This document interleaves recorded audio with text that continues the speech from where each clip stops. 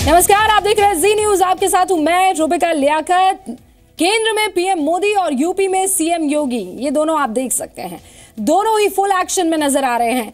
काले धन के खिलाफ पीएम मोदी ने महा एक्शन पार्ट 2 शुरू कर दिया है। वहीं यूपी को रोशन करने में योगी प्लान का आज बड़ा दिन है।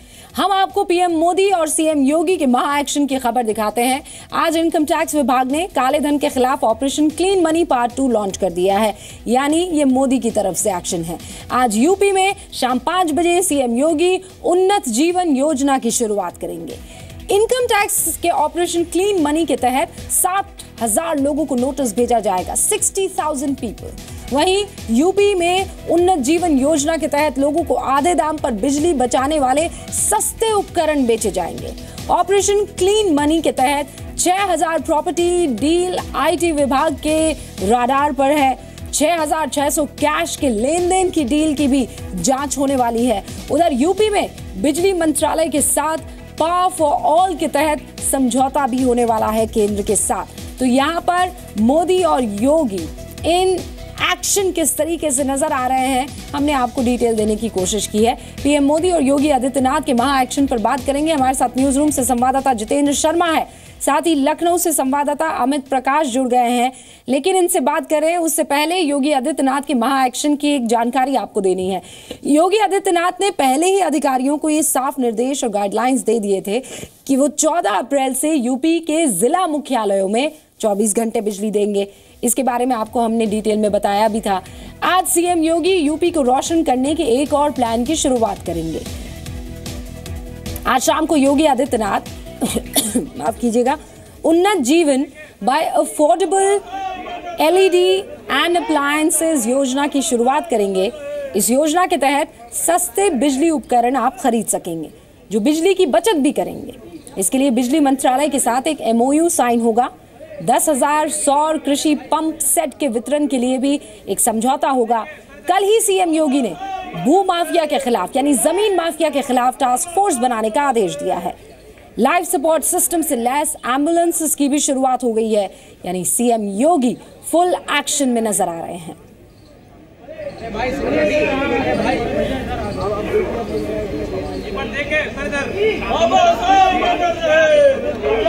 अमित प्रकाश पर हमारा रुख अभी डिटेल जानकारी लेने के लिए, लेकिन उससे पहले ये बड़ी खबर आपके सामने है। महापुरुषों के नाम पर छुट्टी की परंपरा बंद हो, ये योगी आदित्यनाथ ने कहा है। उनके जन्मदिन पर स्कूल खोलकर बच्चों को बकायदा उनके बारे में जानकारी दी जाए, उनके बारे में बताया जाए। यूपी की 22 करोड़ जनता की सुरक्षा मेरी जिम्मेदारी है, ये भी योगी आदित्यनाथ ने कहा है। इस पे बातचीत करने के लिए अमित प्रकाश का रुख करते हैं, जो इस वक्त लखनऊ में डेरा डाले हुए हैं, क्योंकि वहां से पल पल की अपडेट और जानकारी आप तक पहुंचा रहे हैं। अमित, सबसे पहले तो ये महापुरुषों के जन्मदिन पर या उनसे जुड़े दिनों पर जो छुट्टी को लेकर योगी आदित्यनाथ का बड़ा बयान आया है, उस पर डिटेल दे दीजिए और उसके बाद एक्शन की बात होगी। रुबिका, एक बहुत बात साफ है, वैसाखी पे भी जिस तरीके से मुख्यमंत्री ने ये बात साफ कर दी और जो छवि रही है इस कार्यभार को संभालने से पहले, उसको बिल्कुल भी बैलेंस करने का जो एक बीड़ा उन्होंने उठाया है कि जो एक छवि उनकी मुख्यमंत्री पद संभालने से पहले रही है, वैसा बिल्कुल भी वो सर्वधर्म संभाव की बात से आगे बढ़ रहे हैं। कल भी वैसाखी के पर्व पर जैसे वो गुरुद्वारे पहुंचे और वहां जिस तरीके की बातें की, उसके बाद आज अंबेडकर जयंती के दिन जो बात योगी आदित्यनाथ ने कही है, साफ तौर पे ये संदेश उन तमाम पूरे सरकार तक पहुंचाने की, उन विभागों को और खास तौर पे शिक्षा विभाग तक पहुंचाने की ये कोशिश कर रहे हैं कि इस दिन आप कोशिश ये कीजिए कि उस दिन के नाम पे हम छुट्टी ले लें, बच्चे घर पे हों। अगर उस महापुरुष के जन्मदिन के अवसर पर हम छुट्टी लेते हैं तो आखिरकार उस महापुरुष के बारे में बच्चों को शिक्षा कैसे दी जाएगी, आज का दिन क्यों महत्वपूर्ण है, ये कैसे पता चलेगा उन बच्चों को, ये बताने की जिम्मेदारी उन शिक्षकों की ही है, उस शिक्षा विभाग की ही है। इसलिए उस दिन का इस्तेमाल किया जाना चाहिए। छुट्टी के बजाय स्कूल खोला जाए, बच्चों को बुलाया जाए और उनको ये बताया जाए कि आज का दिन अहम क्यों है, आज का दिन इम्पोर्टेंट क्यों है, आज का दिन इतिहास के पन्नों में क्यों दर्ज है। तो ये बड़ा बयान है।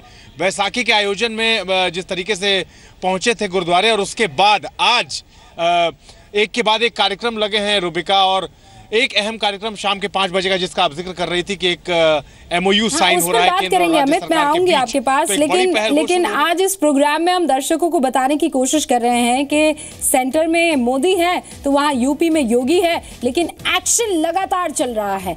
अब जरा प्रधानमंत्री नरेंद्र मोदी का रुख कर लेते हैं, क्योंकि अंबेडकर जयंती के मौके पर पीएम मोदी अभी नागपुर में है।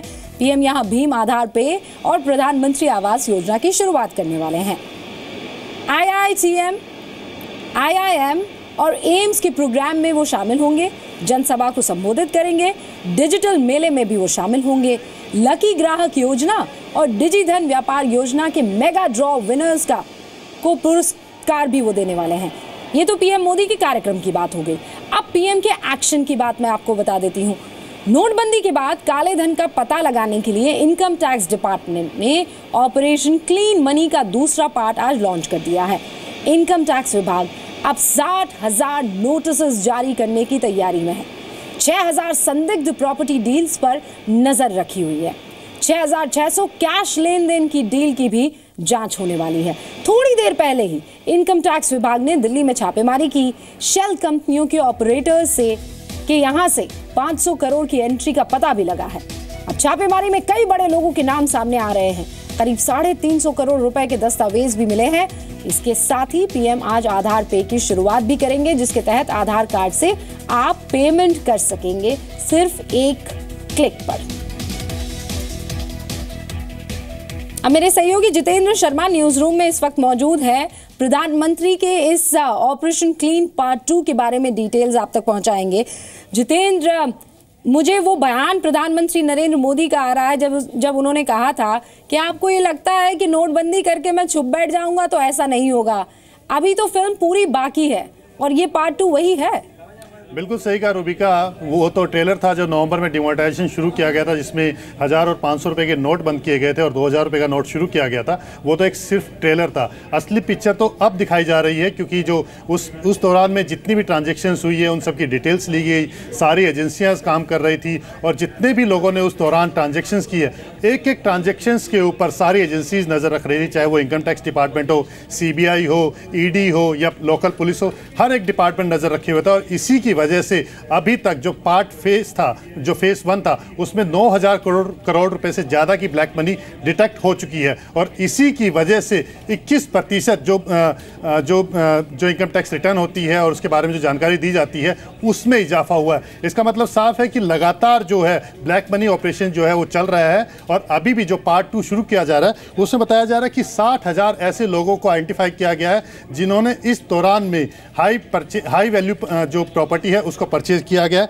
जिसमें से 1300 हाई रिस्क पर्सन है जो कि इस तरह के ऑफेंडर्स रहे हैं। और 6,000 से ज़्यादा इस तरह की ट्रांजैक्शन के बारे में पता लगाया गया है कि उन्होंने इस दौरान में ऐसी ट्रांजैक्शंस की है। तो इसका मतलब साफ है कि जो असली तस्वीर है वो अब आनी शुरू होगी, क्योंकि उसके बाद से जिन जिन लोगों को आइडेंटिफाई किया गया है उनके खिलाफ केस भी रजिस्टर किए गए हैं, ब्लैक मनी भी जब्त की गई है और उसके अलावा उनके खिलाफ कार्रवाई भी की गई है। जी रूबिका। जितेंद्र, बहुत बहुत शुक्रिया इस जानकारी के लिए। इस पूरी बड़ी खबर पर हमारे साथ बने रहिएगा, क्योंकि हम दर्शकों को ये बता रहे हैं कि अभी देश में सबसे ज्यादा एक्शन जो हो रहा है वो कहाँ हो रहा है। योगी आदित्यनाथ की तरफ से एक्शन अब क्या होने वाला है, वो 5 बजे क्या करने वाले हैं ऐसा जो सीधा सीधा आपकी जिंदगी पर असर डालेगा।